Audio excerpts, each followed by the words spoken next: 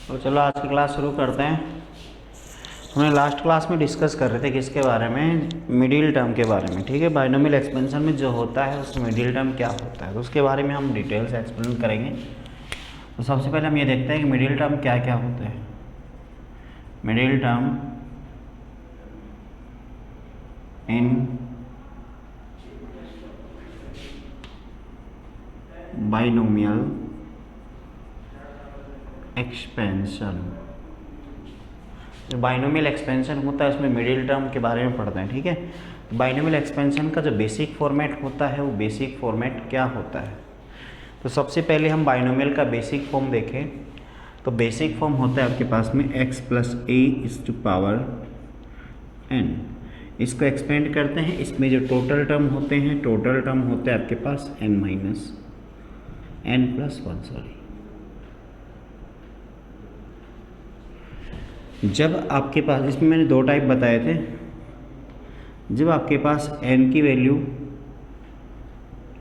Even हो तो n plus one जो टोटल टर्म होते हैं आपके पास वो आएगा ऑड, और ऑड आएगा तो नंबर ऑफ मिडिल टर्म बेटा आपके पास आएंगे यहाँ पे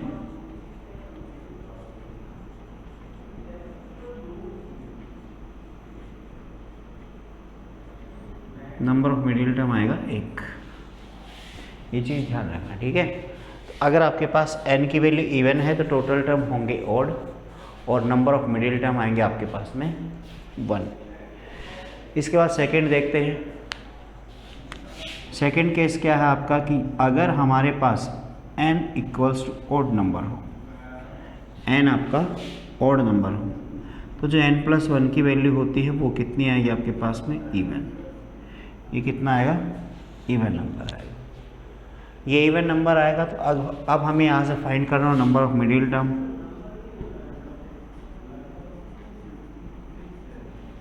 मतलब कितने मिडिल टर्म होंगे, तो इस वाले केस में आपके पास दो मिडिल टर्म होंगे।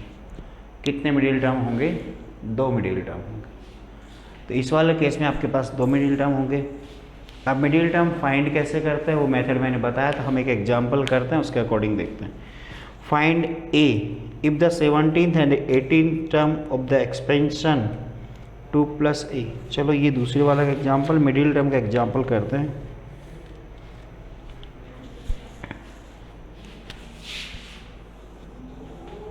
एक क्वेश्चन है, इसमें दिया हुआ है x by 3 plus 9y, whole power दे रखी है 10, x बाई 3 प्लस 9y, इसकी होल पावर है 10। हमें इसमें फाइंड करना है मिडिल टर्म। तो इसमें मिडिल टर्म कैसे फाइंड करेंगे, देखो। तो मिडिल टर्म फाइंड करने के लिए हम क्या करते हैं, इसमें सबसे पहले हम ये देखते हैं कि हमें टोटल टर्म कितने हैं। n की वैल्यू 10 है तो नंबर ऑफ टोटल टर्म कितने आएंगे इसमें, n प्लस वन। इसका मतलब जो n प्लस वन है, या हम ये कहें टोटल, वो आपके पास आ गए बेटा 10, 11 आ गए। ठीक है, टोटल टर्म कितने आ गए, 11 आ गए। तो टोटल टर्म 11 आ गए। अब इसका मतलब क्या हुआ, टोटल टर्म आ गए 11।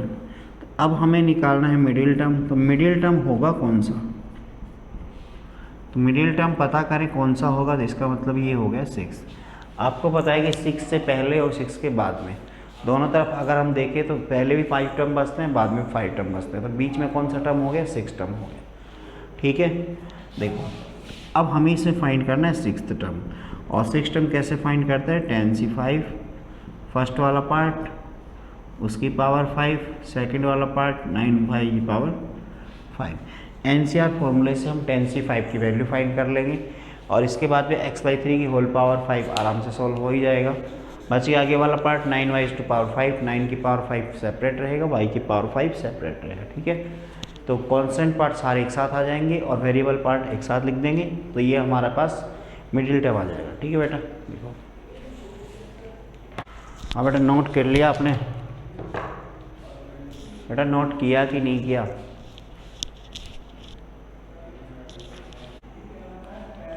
बेटा नोट कर लिया क्या। अरे बेटा बताओ तो सही, नोट किया कि नहीं किया? देखते हैं।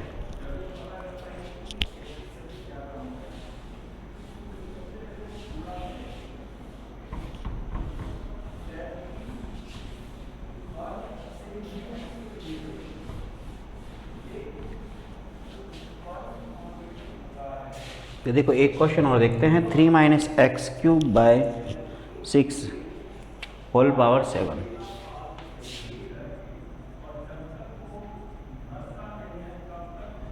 जैसे ये क्वेश्चन, कोई भी क्वेश्चन ले लिया हमने, रैंडमली लिया वैसे कोई। 3 minus x cube by 6 whole power 7, हमें इसका मिडिल टर्म फाइंड करना है। तो इसका मिडिल टर्म फाइंड करेंगे तो कैसे फाइंड करेंगे? देखो, अगर हमें इसका मिडिल टर्म फाइंड करना है, सबसे पहले ये देखते हैं कि इसमें n की वैल्यू कितनी है। तो जो n+1 होगा वो 8 होगा। जो 8 है वही आपके पास टोटल टर्म है। n+1 जो आएगा वही क्या है? टोटल टर्म है। तो अब हमें क्या फाइंड करना है? Middle term. सबसे पहले ये देखते हैं कि यहाँ जो 8 आया है इसका मिडिल टर्म कौन आएगा? भाई 4 टर्म इधर 4 टर्म इधर, तो बीच में कौन बचा? कुछ ही नहीं। तो मिडिल टर्म कौन सा हुआ? मिला ही नहीं।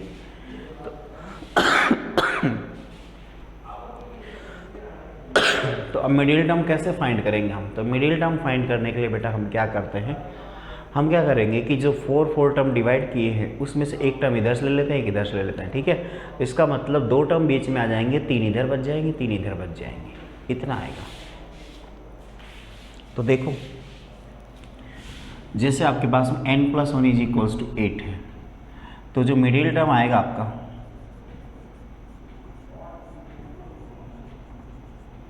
तो जो मिडिल टर्म आएंगे वो मिडिल टर्म बेटा आपके 4 जब डिवाइड कर देंगे तो इधर से 4th और उधर से 5th, ये 2 टर्म आएंगे बीच में। एक तो आएगा आपके पास 4th टर्म और एक आएगा 5th टर्म। तो 4th टर्म अगर हमें फाइंड करना हो तो कैसे आएगा? देखो, 4th टर्म फाइंड करने का फॉर्मूला क्या है? तो इसको हम लिखेंगे t3+1 this is equals to 7c3, और यहाँ से फर्स्ट वाला पार्ट पावर 4, सेकेंड वाला पार्ट पावर 3, ये आ जाएगा। तो ये आपका हो गया 4th टर्म हो गया।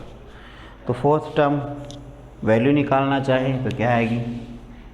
तो जो 4th टर्म की वैल्यू आएगी वो है आपके पास में 7c3 की वैल्यू निकाल लेना, 765।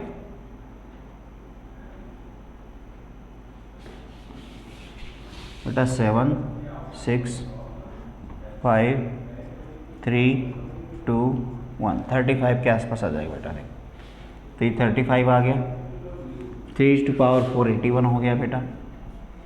और यहाँ से आ गया आपके पास में -(x⁴9/6�3) 9 हो गया, 3 आएगा बेटा। ठीक है, इसको सॉल्व कर लेंगे। कैलकुलेशन करने के बाद में जो आपके पास आंसर आएगा वो आ गया 4th टर्म का। अब हमें इसमें और कौन सा टर्म फाइंड करना है? 5th टर्म भी तो फाइंड करना है।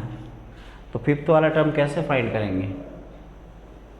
देखो, NCR का फॉर्मूला आपका आता होगा। जैसे 7c3 की वैल्यू है, यहाँ बता देता हूँ एक बार। 7c3 कैसे निकालेंगे?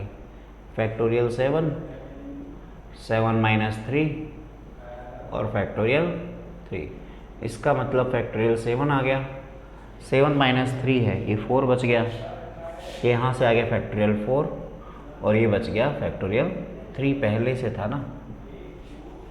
जब इसको खोलेंगे ब्रैकेट को, तो ब्रैकेट खोलने के बाद क्या आएगा? देखो, फैक्टोरियल को जब एक्सपेंड करते हैं तो 7 को खोलेंगे तो 7 6 5 4 के आगे जो बचेगा हम उसका फैक्टोरियल 4 ही छोड़ देते हैं। ठीक है, तो अब हमारे पास क्या बचेगा? 3 फैक्टोरियल। तो फैक्टोरियल 3 बचेगा, तो फैक्टोरियल 3 को लिखेंगे क्या? 3 2 1, और जो फैक्टोरियल 4 था वो ऐसे कैसे? तो फैक्टोरियल 4 से फैक्टोरियल 4 कैंसिल आउट होगा, और ये 3 2 6 कट गया। ऐसे आपके पास में इसका आंसर 35 आएगा। तो 7C3 की वैल्यू कैसे निकालते हैं ये मैंने बता दिए, ध्यान से समझ लेना, ठीक है। तो 7C3 निकाल लिया हमने। अब 7C3 निकालने के बाद इसका फोर्थ टर्म भी निकाल लिया। अब हमें निकालना है इसका फिफ्थ टर्म।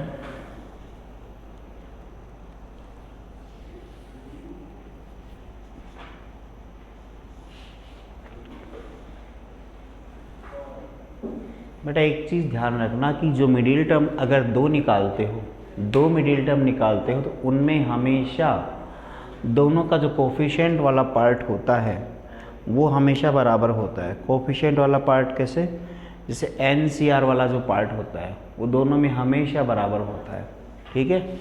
चलो एक इसका फिफ्थ टर्म और निकाल लेते हैं, इसको नोट कर लो फटाफट। बेटा नोट कर लिया तो बता देना, आगे बता देंगे फिर, है ना।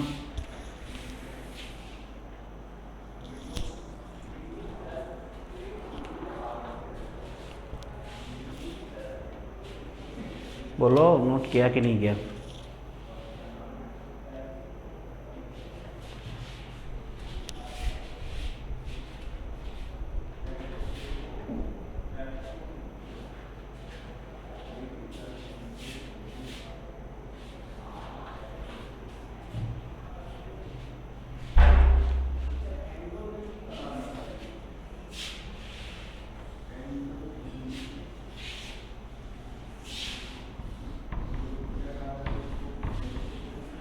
इसका फिफ्थ वाला टर्म और बता देता हूँ, देख लेना ना।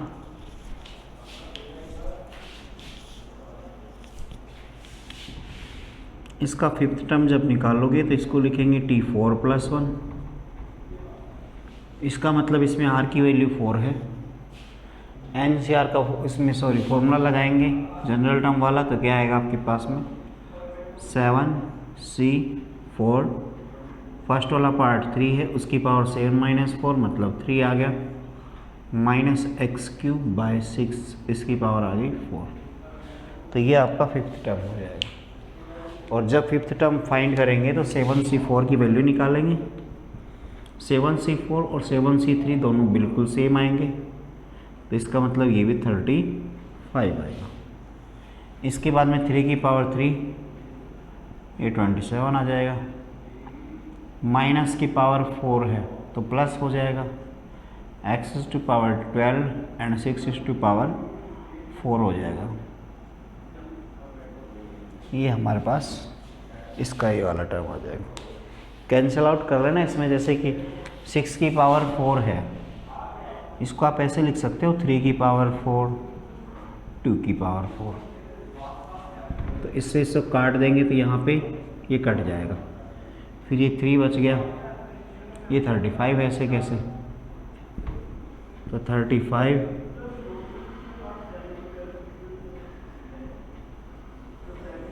ये इसका आंसर आ जाएगा। ऐसे ही कैलकुलेट इसको कर लेंगे, ठीक है।